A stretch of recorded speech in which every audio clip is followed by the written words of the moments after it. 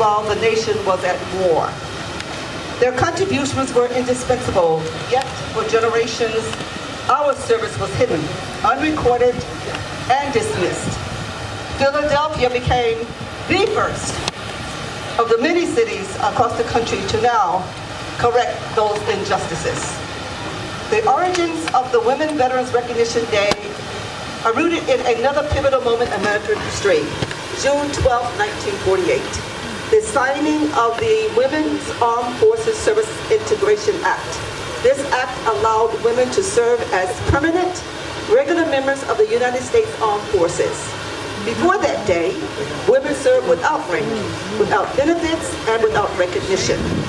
After that day, the door opened. Not fully, not equally, but undeniably.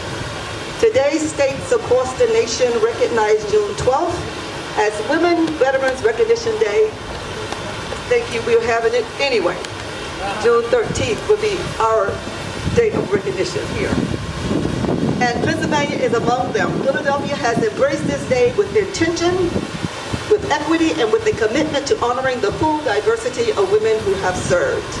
But Philadelphia and women veteran advocacy did not begin in this 21st century. It is rooted in decades of testimony, activism, and policy. In 1993, I would like to make mention of a congressional testimony where I was involved on behalf of women across the country. Right here from Philadelphia, North Philadelphia, I stood before Congress and gave testimony that resulted in a mandate for women to have treatment facilities, gender-specific, in all VA hospitals in this country. When I came into Philadelphia VA Hospital, there was just a shade that would change the gender from male to female treatment until I had a very serious reproductive health challenge. And they had to call in doctors from other hospitals. But today we can say that we have not only have one of the best women's centers in the country, but we have a woman leader here that we know is working every day on our behalf.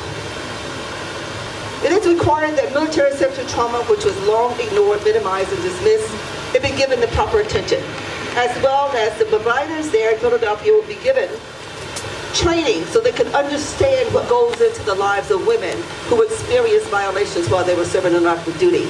And today we are having over 500,000 reported cases that we know are being given some attention today, but we have some ways to go to make sure our communities are giving that support. And today, we can give credit for this venue that gives us a chance to come together, to network, find support from one another, and the community.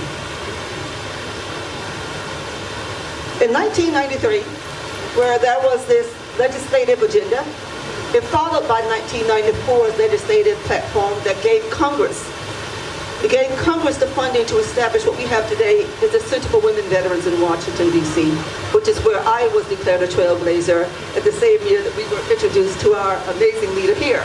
So we've been walking in partnership here for the past 6 years, and a lot of work has been done.